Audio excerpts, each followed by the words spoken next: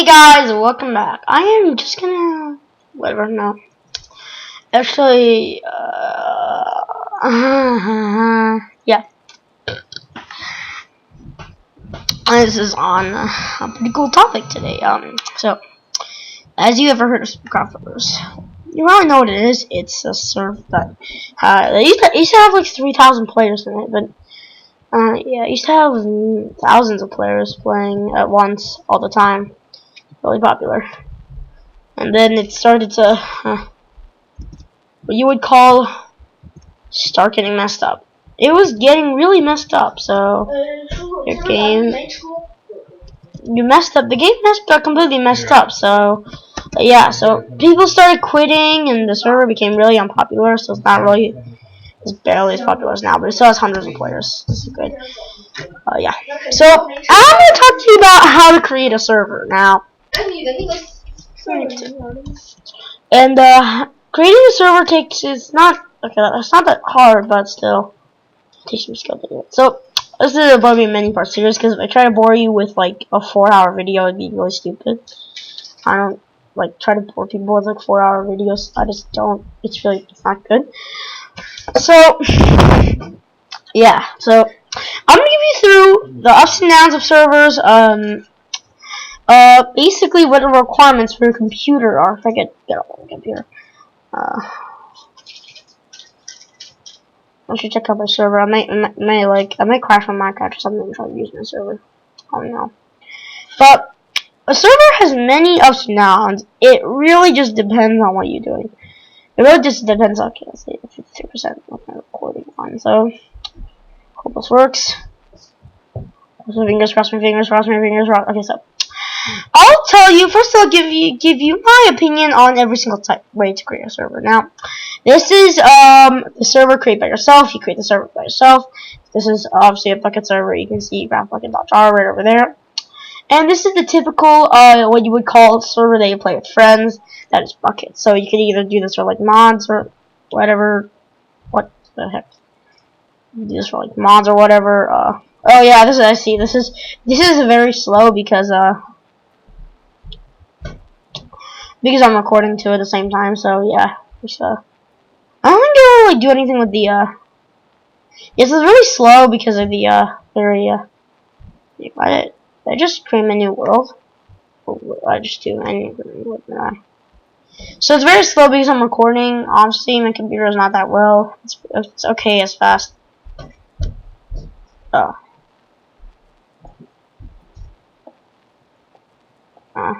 I can't place on server. I can't place down anything. I can't place down anything. What? If I just do like, no.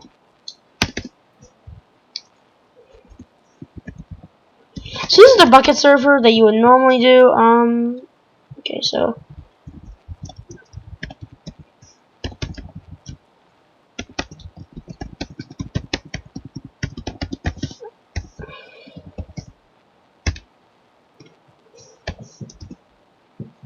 Oh no.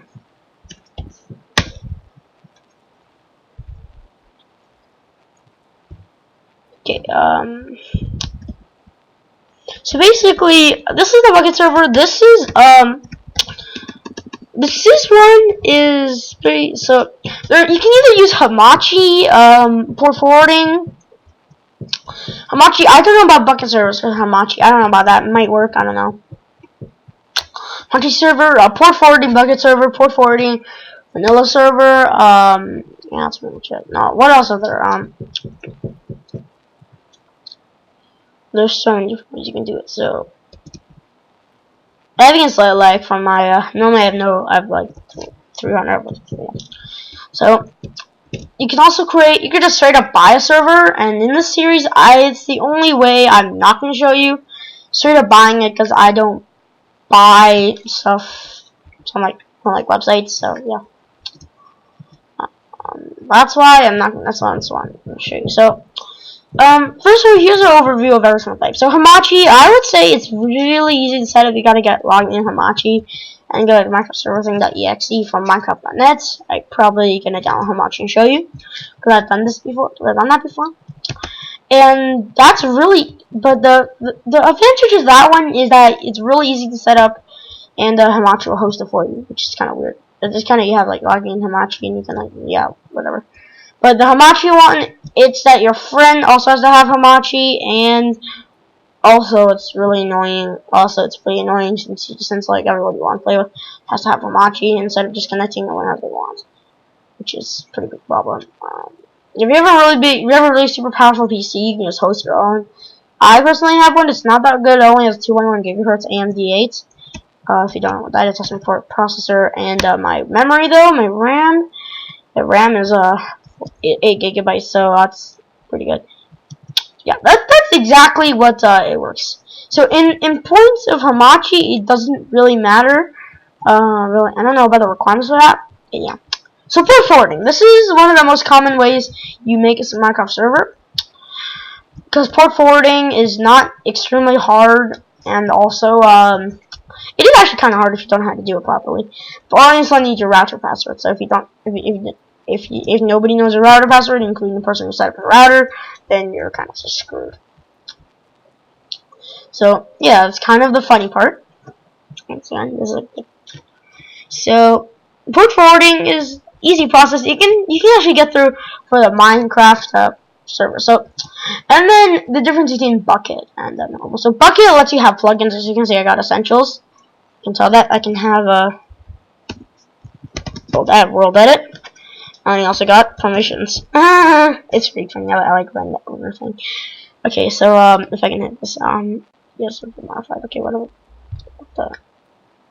No. So, yeah, this is basically Permissions X. I actually this is the Permissions X actually plugin. So users, okay, so this is basically thing. I give them item star, smite, build. I like smite. Smite's funny. Yeah, so basically you can build whatever you want. Okay, this is first thought. Okay, aim C, right? Okay, C and okay, so if I just it's like C in or something. It's like this command which lets you see your opponent, see people's inventory. Yeah, that's cool. See. So basically, what this does is that it lets you put plugins in. Plugins kind of change your game, like mods. But the difference between plugins is that number one, they don't have to be exact version. Like right now, I'm on I download all the 1.7.9 stuff. My Bucket builds are all 1.7.9. Plugins are all 1.7.9 except for one's 1.7.2. But my Bucket things, they're all like, it doesn't matter with a version listed. I think if there's like a difference, like 1.6, 1.7. I don't know about that, but plugins don't have much of a really hard requirement. Also, you don't have to have the plugins. Like, you can't download plugins on your own client to play with, because they're for server only. And if you join them, you can use them without having to download it. That's unlike mods, because mods you gotta actually like download the mod on the server with the exact version. Like if you have like 1.7.2. And 1.7.4, they won't mix. I swear they won't mix. It's not good. And I also have to download. I also gotta have like download a modded client too, which is pretty. Actually, I mean you also gotta download Forge and stuff on your own. Your client also has to be modded. Also has to have mods too, which is a problem. Which is often I would say a problem for me because I don't. Because usually like the ones I get played on are like big mod packs like Tekken and stuff. So. Wait. Okay, Till we just hit this for now 50 blocks. Okay, so yeah, I don't really like it, so yeah. So we're on port forwarding. And also buying servers. Advantage is obviously no lag. Awesome. Like there's no lag and you can host like 30,000 players like Mineplex does. Well, actually it's not even just one server, it's a server for the network, so yeah. Problem is you gotta buy them. That's the disadvantage. You have to buy them, which I would say sounds really mundane, but it can cost a lot. Like when you're saying host your own server, it's completely free. Maybe other than the fact you set a Skype, you might have to pay extra for the Wi-Fi company the Wi-Fi company you're buying the Wi-Fi from, which might be a problem. But otherwise, it's okay. It's really good for building like it's really good for like setting up a really public server. I would recommend it if you want to set up a server that is totally public and like anybody can join and is open 24/7, which is great if you want a survival. Okay, so what is if you want to set up like a survival server? I know it. Want to set up a server? Wait, I'm not done yet. If you want to set up a survival server, but I don't like it if you want to set up like just a server just to play with your friends. Sometimes you gotta play it a lot. You know, if you play with your friends sometimes, and your computer's at least good, like as good as performance is good, you can actually just go around with just a homemade server. You can make yourself look for. Wait, no, I'm not done yet. Okay, right now I'll probably stop my server and show you this first video. So, first video would also be on port forwarding. Now, it's pretty obvious. Port forwarding is basically the gateway you need to set up an UC server. Now, you gotta first of all get to your router. To get to your router, it's pretty easy. If you're on Windows, okay, also this is for Windows, not for Mac, because I have a Windows, you can see. Now, to get Windows on Windows 7, you can just press start. This is Windows 8.1, so you can press start, and there will be a run button. You can click on that, or you can like drag it to the desktop. It will make a shortcut. That's great. Or if you don't want to click start, you can just open File Explorer and the search up run. I'll show you if it. Yeah, you gotta search like yeah, it's kind of weird. So I already know what my router address is, which is great. But if you don't know, there are like a few addresses you can test out. But the easiest way to do it is to just hit run and hit no, hit like run or something. Hit like run on anywhere. And do cmd.exe, and this is literally your basically everything that you have. Your DOS thing. So type in IP config. Oops, IP config. Save IP config. What the heck? That's weird. Okay, so actually, there's this. Close this thing. It's I think it's IP configurations or something like that. So basically, your router address will probably be like 192.168. Usually, it's something like that, and then it's like 2 or like 0.1.0. It's really random, but usually it's something like again, it can be like 1.0 and it can be like 1. Like whatever. But you can try the IP config thing for yourself. It doesn't work on mine for some reason, probably because it's a Windows 8. So now you got into your router. Now, router, what you gotta do first? You gotta go to the settings. You gotta go to Word. So this is a 2-wire router. I think it's pretty popular. You can check. Oh, you also need to how to figure out router passwords. So routerpasswords.com is a website that lets you that gives you router passwords. So home network and blah blah. You gotta click on home for this 2-wire version now. You have to think outside your box, and usually there's something like application support or port forwarding. Like any of those I've seen would work, and if I just find it 2-wire.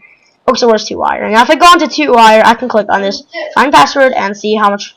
Okay, it's not that popular apparently. Okay, never mind, all Wi-Fi routers. So there's a lot of Wi-Fi routers, and you can pick. And for 2-wire, you pick your device, and then add like an application. It's really simple. Wait, just wait. Okay, so that's pretty easy. And port forwarding, you just do like a little while, like 5 to 10 minutes. Okay. So if I click on application support or like anything related to port forwarding, if you don't have any of these, then you should just check your. Don't stop. So you can just click on the thing, and then you can click on like add it, and then you like add an application list and host applications and click save. That's mine, and then your port forwarding is. So basically, you just set up a device. You can click on details, and once you're done port forwarding, you can make sure if you click on it's often like has something to do with firewall because that's what it says. And as you can see, it's my my PC. I named at the very beginning to set up my application allowed type application TCP port. Actually, no, that's the setup. And if an application you can't find the list, I actually added this on my old before when I hosted a server on my old computer. It's a pretty long story what happened to it. Actually, it's short, but whatever. So that's everything, and that's actually just how you port forward. It's really simple. And then after that, you can either go on like, and it really depends on the type of router. There's actually a thing called portforward.com. You can click on that for whatever router. I have a 2R router, so you can actually follow that. It's pretty easy. You can follow that one. So let's go on. Those is port forward. Yeah, since that one. So let's go on Minecraft.net. So Minecraft.net, and you can go on like Bukkit. You can go on Bukkit. You can go on Bukkit. And these are the two ways you can go. You can go on Bukkit to download the dev.bukkit thing. And on Minecraft, I'll show you if I just found it. This game. Okay, so I think it's somewhere around here, but you can download the okay, whatever there. Okay, so let's see community. So there's like a store. So you can download. You can download. I think you gotta like log into your like. You actually log into your thing and you can download Minecraft to the server. And Bukkit, you can just go on Bukkit and download the Bukkit thing. I would recommend probably getting a beta because the newest recommended build is 1.6. So yeah, that's port forwarding. So that's part 1.